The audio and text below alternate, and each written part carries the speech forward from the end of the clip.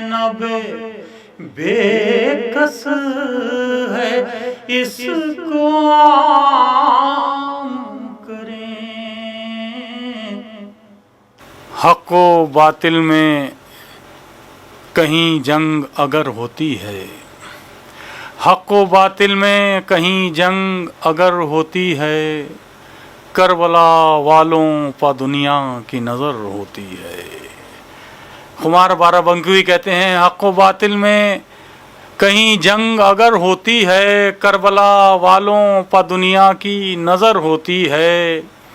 ایک نواسے کا یہ احسان ہے ایک نانا پر، ایک نواسے کا یہ احسان ہے ایک نانا پر، مسجدوں میں جو اذان شام و سحر ہوتی ہے، مسجدوں میں جو اذان شام و سحر ہوتی ہے۔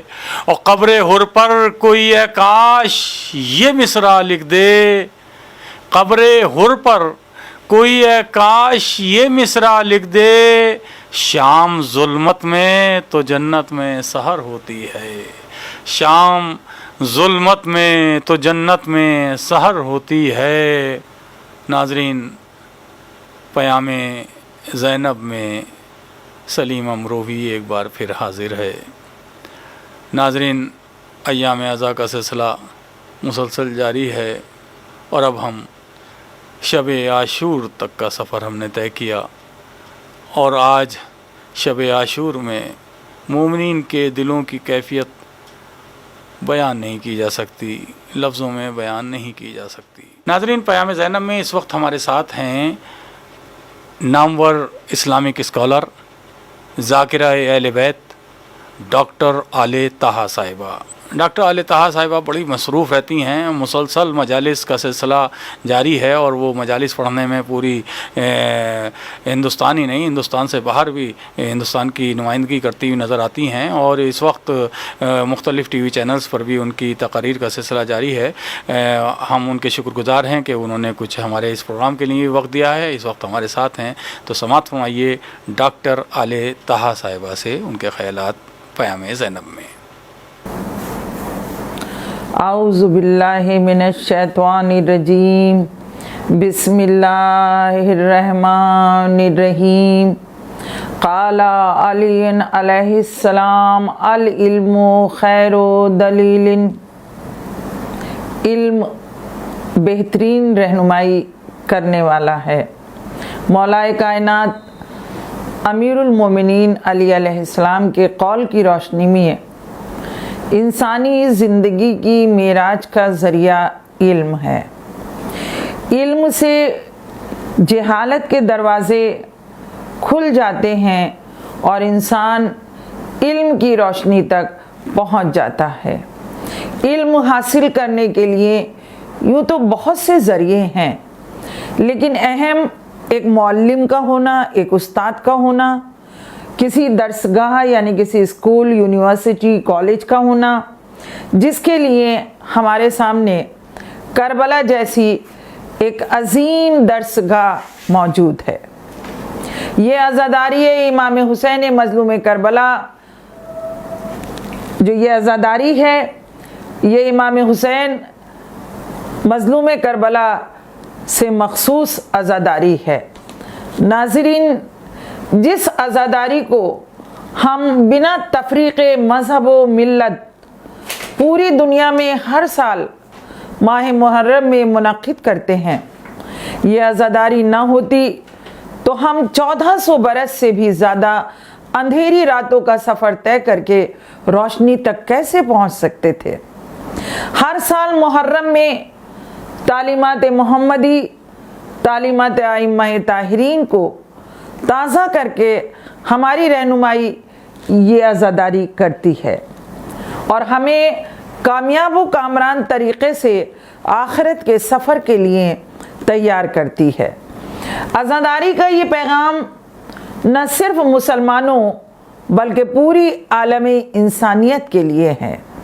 یوں تو کربلا کے تمامی کردار قابل تقلید ہیں، لیکن ایک ایک کردار کربلا کی تکمیل کرتا ہے، لیکن جن شخصیات کی مظلومیت، जुर्रत, शुजात, बहादुरी, इस्तक़लाल, हौसले ने गैर मामूली कशिश पैदा कर दी।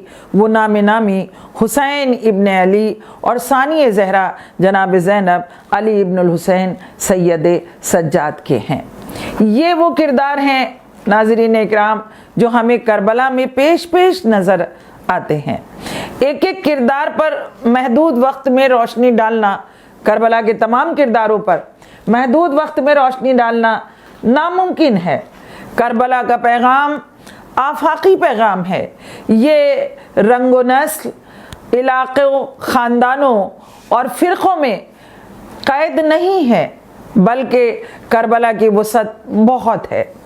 अज़ादारी ऐसी दरसगाह है जो हर इंसान को दावत देती है इमाम हुसैन अलैहिस्सलाम के, जिन्होंने वक्त के हाकिम की बैत को कबूल नहीं किया, वैल्यूज़ को वैल्यू दी है, वैल्यूज़ को डाउन नहीं होने दिया। कम लश्कर के साथ, मज़लूमियत के साथ कैसे फ़तह हासिल की जा सकती है, ये हुसैन इब्न अली से सीखो। और फिर उस फ़तह को आम करने वाले का काम इमाम हुसैन के पैगाम को क़यामत तक के लोगों और ख़ुसूसी तौर पर उस वक्त हर जगह आम करने वाला किरदार जनाब ज़ैनब का नज़र आता है। नाज़रीन इकराम, मैं यहाँ एक बात कहना चाहूँगी कि उस वक्त में मीडिया नहीं थी। एक जगह से दूसरी खबर पहुँचने में वक्त लगता था। जनाब ज़ैनब ने काफ़िले की असीरी और अब कैद होने के बाद भी मकसद हुसैन को इस तरह आम किया कि मकसद हुसैन क़यामत तक के लिए ज़िंदा रहेगा। 5 हिजरी से 35 हिजरी तक तकरीबन 30 साल जनाब ज़ैनब अपने वालिदैन और अपने नाना के साथ मदीने में रहीं। उसके बाद 40 हिजरी तक कूफे में रहीं। ये दौर मौला की खिलाफत का दौर है, जब दारुल हुकूमत कूफा था। 40 से 50 तक इमाम हसन की इमामत का दौर रहा और आप भाई के साथ मदीने में रहीं। 50 से 60 हिजरी इमाम हुसैन के इमामत के दौर में मदीने में क़याम रहा। 61 हिजरी में करबला है। जब तक शहजादी जिंदा रहीं, हयात रहीं, आपने अपनी जिम्मेदारियों को अदा किया। वालिदैन की तरबियत यानी मासूम के ज़रिए तरबियत, मासूम घराना, मासूम का खून और बहन भाई मासूम, ये वो अवामिल हैं जो जनाब ज़ैनब से मंसूब हैं। डॉक्टर आयशा एक मिस्री खातून जिन्होंने किताब लिखी है करबला की शेर दिल खातून ज़ैनब, उन्होंने जनाब ज़ैनब के इज्तिमाई किरदार पर रोशनी डालते हुए लिखा है कि ज़ैनब किस तरह ज़ैनब बनी और उस मजबूत तनावर दरख्त की सूरत में जो अपनी छाँव में हुसैनियत को परवान चढ़ा रही थी। ज़ैनब किस तरह ज़ैनब बनी। मौला की खिलाफत के ज़माने में जनाब ज़ैनब कूफा तशरीफ़ लाईं। यहाँ आप इल्मी काम अंजाम देती रहीं। दर्स कुरान और हदीस खुसूसन ख़वातीन आपकी तरफ रुजू करती नज़र आती हैं। इसलिए कि आइम्मा ताहिरीन की ज़िंदगी में ख़वातीन का किरदार नज़र आता है। इल्मी हल्के को देखते हुए आपको आलिमा गैर मुअल्लिमा, अक़ीला बनी हाशिम जैसे अलक़ाब से भी पुकारा जाता है। आलिमा गैर मुअल्लिमा यानी जिसने किसी से दर्स हासिल नहीं किया। अक़ीला बनी हाशिम यानी बनी हाशिम की अक्लमंद खातून। जनाब ज़ैनब 28 रजब को मदीने से रवाना होने वाले काफ़िले के साथ थीं। आपने भाई को तना नहीं छोड़ा। वो अवामिल जिन्होंने जनाब ज़ैनब को मजबूत शख्सियत बनाया, जिसने करबला की तहरीक को, अमली इक़दामात को मजबूत और मुस्तहकम किया। जनाब ज़ैनब असर आशूर से पहले ज़ैनब कोई और ज़ैनब थी और असर आशूर के बाद यही ज़ैनब कोई और ज़ैनब नज़र आई। किसी शायर ने कहा है कि आयात हक़ की छाँव में अस्मत का फूल थी। आयात हक़ की छाँव में अस्मत का फूल थी। ज़ैनब कहीं अली थी, कहीं पर रसूल थी।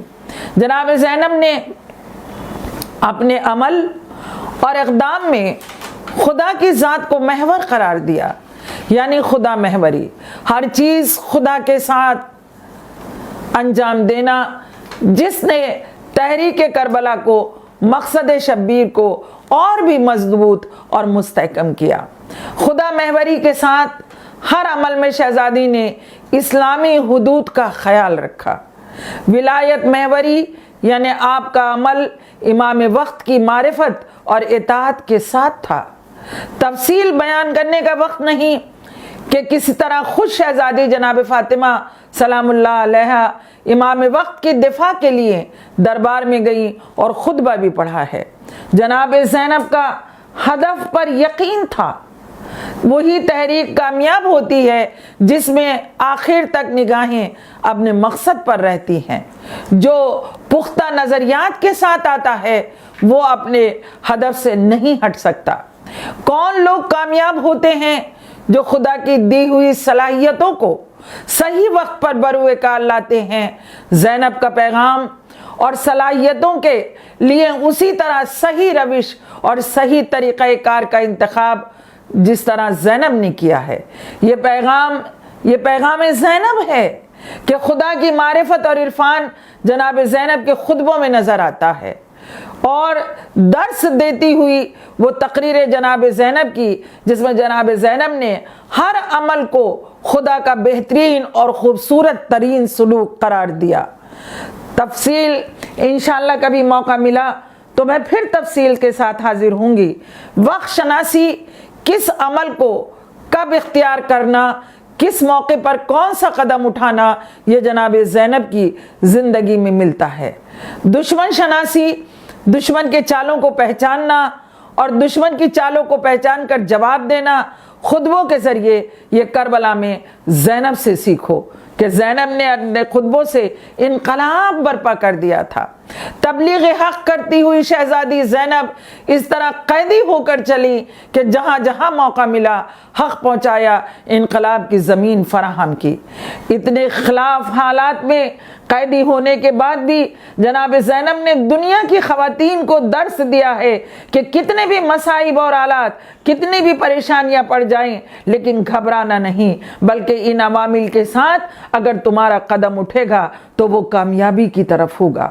ان ایام عزا کے صدقے میں آخر میں دعا گو ہوں کہ عزاداری کے صدقے میں ہم کو سیرت جناب زینب پر چلنے کی توفیق عطا فرمائے، اور امام زمانہ جل اللہ فرجہم شریف کے ظہور میں تعجیل فرما۔ شہزادی تمام عزاداروں کو اس کورونا وائرس جیسی موذی بیماری سے پناہ میں رکھیں، آمین ثم آمین۔ ربنا تقبل منا انک انت السمیع العلیم۔